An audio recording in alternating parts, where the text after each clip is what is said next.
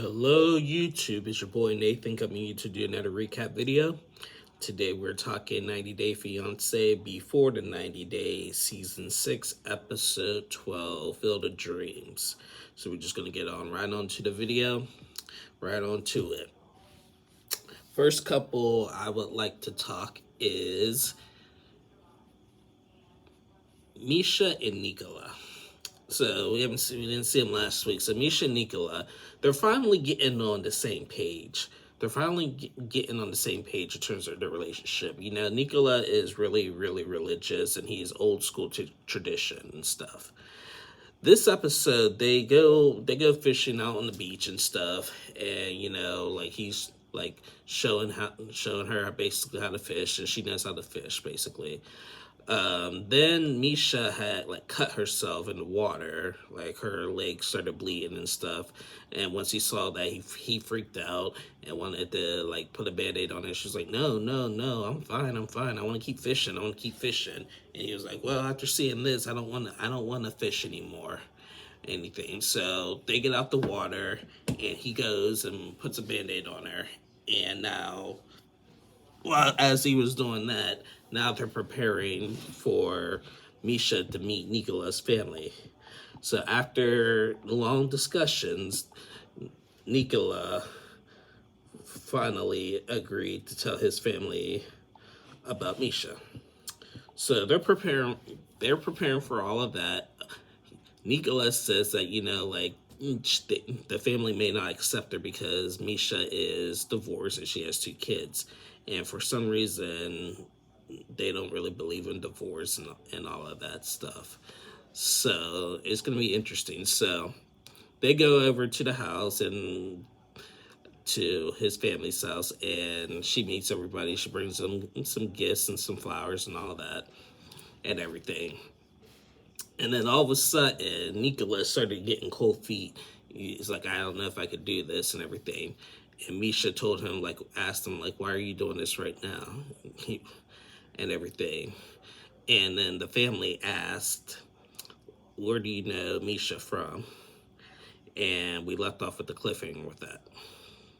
So, judging by the previews of next week, the conversation might be kind of tense and everything. I'm glad they finally got to this point, but I don't know why Nicola is so scared. He said his family is not as religious as he is, but they still believe in old traditions and stuff. But for someone who's 46, he's really scared. He's really scared of them. And I don't know what's there to be scared of. What are they going to do to him? Disown him at 46? I don't know. But yeah, that was Misha and Nicola. Next couple I want to talk is Christian and Cleo. So Christian and Cleo, they've been rocky ever since they had their little intimate night, and talking about what should we have said and what should we not said and everything. So in this episode, they go and meet up with someone who does spiritual readings and stuff and everything, and they meet up with this spiritual person who kind of reads their minds and does the card thing. And this person mentioned that Christian is not that sensitive to Cleo, which she was right. He's not that sensitive, and Cleo is really too overly sensitive basically and everything. Cleo was apprehensive about going to this because she felt a reading could come out that might hinder their relationship. And I did not catch, y'all gonna have to put this in the comments if y'all caught this, but I forget and not sure what was said that caused Cleo to have a big breakdown. So she had a major breakdown after one of the readings and stuff, and it was just really emotional. And Christian did not comfort her or anything and everything, but it's just a lot of she has a lot of insecurities going on and stuff, and I just think it all came to a head and just all coming out once in this reading and stuff that I know she really doesn't. She said that she really doesn't want to like lose Christian. She doesn't want to be hurt like hurt this way, and hurt like basically deal with with a broken heart. You know, she's already going through a lot in her personal life as it is, and like a broken heart. Like she's really and she really fears that Christian is really going to break her heart, and I think that's like part of the reading what's going to be. But Christian did not comfort her. Christian did not like say, I'm here for you, it's going to be okay. He did not do that. And now he might have done that, but we didn't see it. But he is not comforting her, and she needs a lot more comfort what than what he's giving her, because he's not giving her anything. So yeah, that's just my opinion on that one. So I'm not going to spend too much time on them, because Christian, like, I liked him at the beginning of the season, but he's really like starting to get under my skin a little bit. But anyway, that was Christian and Clea. Next couple on the talk is Riley and Violet. So it's been a while since we've seen them. So the last time we seen them is when they had that big fight about when his friend asked Violet, why are you still on the app? And then they barged out of that restaurant and stuff. And then last time we seen them, like they were going on their separate ways. This episode, Riley and Violet meet back up. Riley finally unblocked her and was like, let's meet up and let's talk about this. So they met up. He got her some flowers and everything, and he said he was sorry about like what happened and everything. Violet was like, basically like, I hear your apology, but it's not sincere to me. I see your gift, but I don't forget what happened and everything. And like, she just came. Riley accepted the fact that she does not have to answer to really anybody, but for some reason, Riley gets so irritated when when she does not answer his questions. But the thing is, Riley be asking and bringing up inappropriate stuff at the inappropriate time and everything. So after that, they kind of made up, and they said they're going to enjoy the rest of their trip. Violet said this is Riley's last chance. So later they go to this like church, this like Buddhist like church and everything. Right, they had like this nice outfits on. I ain't gonna lie, Riley's outfit looked like a dress, in my opinion. I mean, I think it would in Vietnam. That's like in the Buddhist religion. That's what they wear and stuff. But it actually looked like a dress. It looked nice, but it looked like a dress. I'm just saying. I apologize if that's offensive to anybody, but it really looked like a dress. I'm just saying.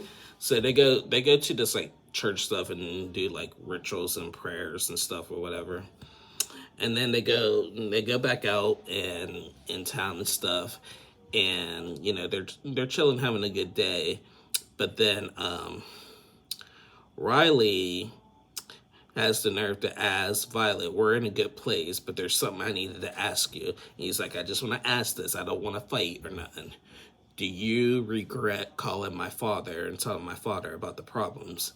Because if y'all remember the beginning of the season of Riley and Violet was contacting Riley's father, and he didn't like that. So he asked Violet, do you regret doing that? And she was like, you like to kill my feelings. You just like to kill my feelings, don't you? You always are killing my feelings. And everything. He was like, I'm just asking, and I'm not trying to start a fight and everything. Like, do you regret that? And Violet flat out said, no, it was all your fault. And he was like, I didn't ask if it was my fault or not. Just like, do you regret it? And Violet just straight up said, no regrets.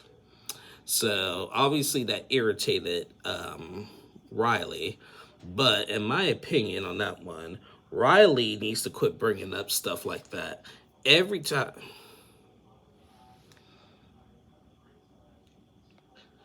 Sorry. Every time that Riley and Violet get in a good place, Riley always has to bring something up in the past to start a fight. And I know he wants answers from Violet, and she's not giving him much answers, but he needs to take the hint that this is only going to cause their relationship to crumble, and it's his fault. He is at fault with everything that went on in this relationship. He is 99% at fault. The only thing I'm team Riley on is that Violet does need to answer more questions.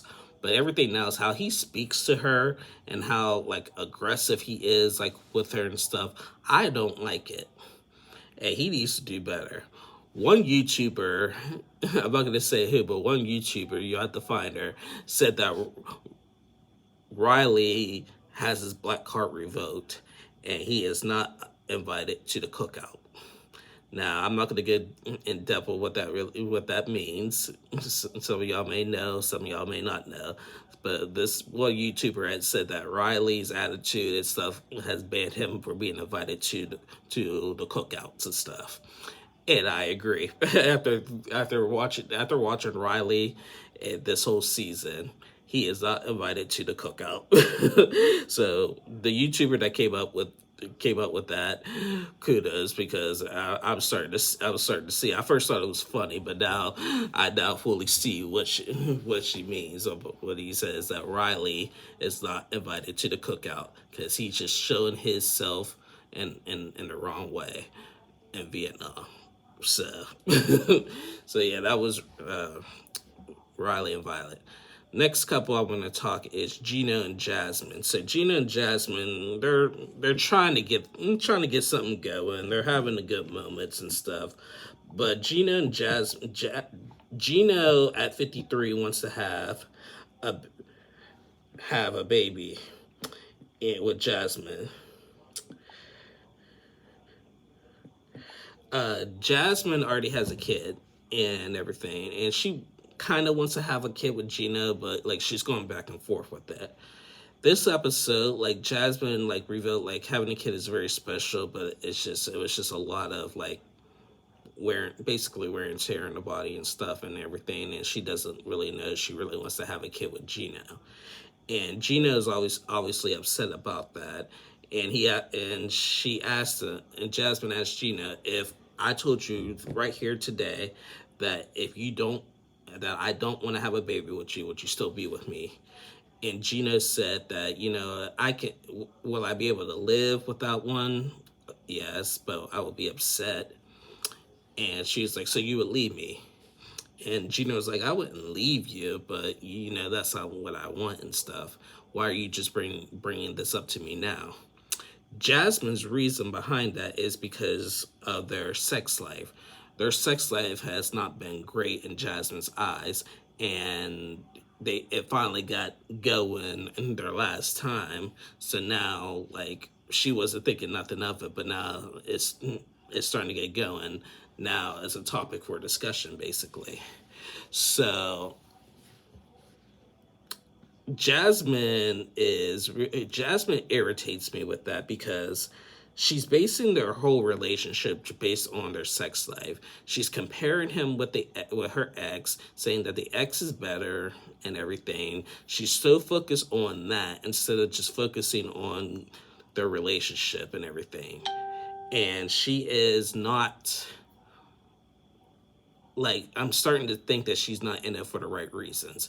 Really, I understand with some relationships that sex is important, but it's not the most important thing in the world. You got other things to worry about. You got compassion, you got understanding, work ethics and stuff. Those are other qualities that matter in a relationship, not just sex. And Jasmine is starting to really like disgust me with her antiques and just the way she is, and just like really, really like demeaning Gino because he's not performing that well. For heaven's sake, he's 54 years old. She's 36, 30 or 35. So she needs to really really relax with that because it's really, really irritated me. So yeah, that was Gina and Jasmine. Next couple I want to talk is David and Sheila. So David and Sheila, so we all know Sheila's mom had passed away a few episodes ago. And, last week, there were some question marks with David's finances and stuff. But this episode, like David and Sheila and the translator Amy, they got to spend some time with Sheila's son, Jarrell, or John Rell, or whatever how you say his name. And they were playing. They were playing in the car. The interpreter Amy had asked Sheila to ask David. David, when he's doing his sign languages in his confessionals, he'll make like a certain noise when he's on his sign language.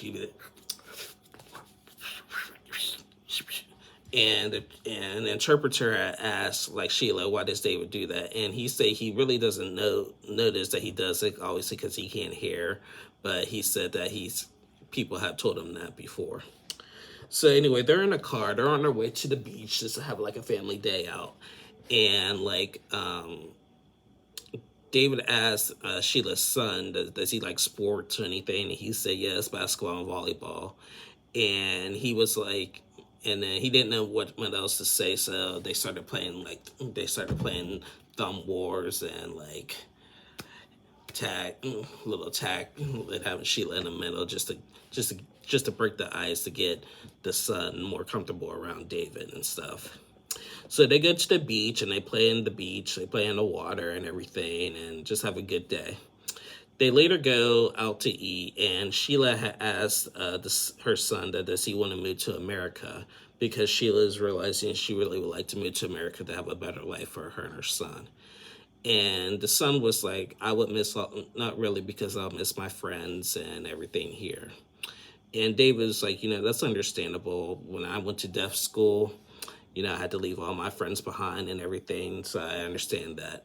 But if you came to America, like you'll be in good schools. I will get a home for all of us. You'll have your own room, this and that and everything. And it'll be all right and everything. So Sheila was like, I really love David, and I hope like the son like changes his mind one day. So yeah, so I hope that David and Sheila really, sorry guys, 1 second.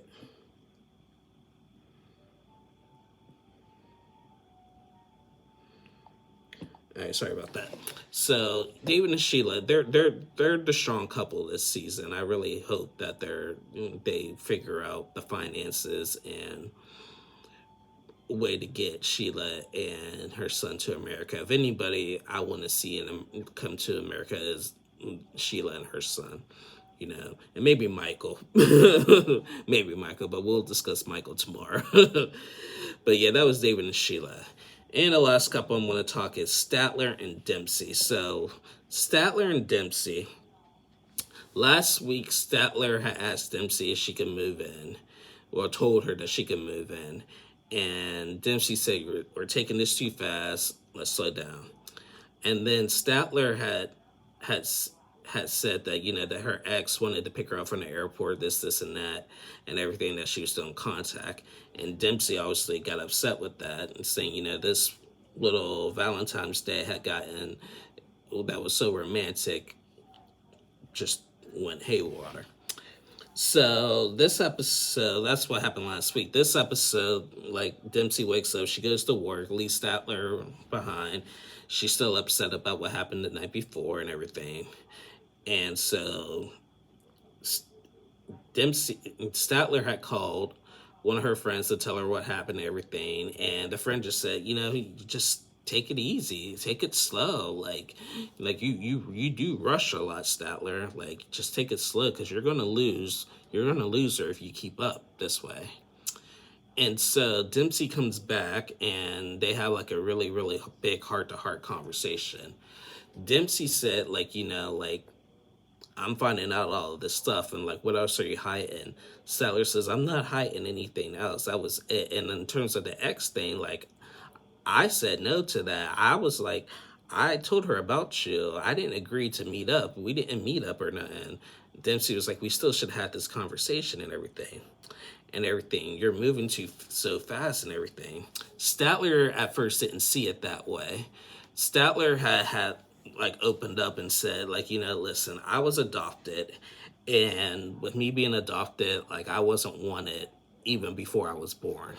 So, like, I just want to have love, and I see all my family and friends having relationships and love. I just want that for myself and everything. And she started crying, and Dempsey comforted her and gave her a big hug, and they made up. But she said, Dempsey was like, that's not, I understand, I get it. That's no excuse to go this fast, but Dempsey was like, we're still going to be together. I still love you. You're still going to meet my friends. They're going to meet their friends in the next couple episodes and stuff. And that's just that. We're still going to be together, and that's it. So, like, just because I don't want you to move right now doesn't mean I don't want to be with you.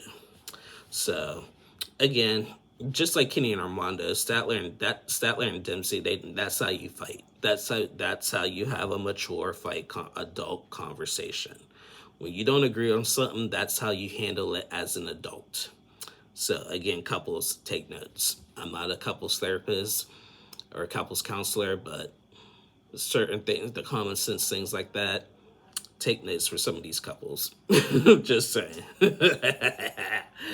So yeah, that was Statler and Dempsey, and that was about it on the episode. We did not see Amanda and Rosvin or my man Tyree. I think we're done with Tyree. I went on TLC's website and guide for the next month before the 90 days, and it didn't say nothing about Tyree.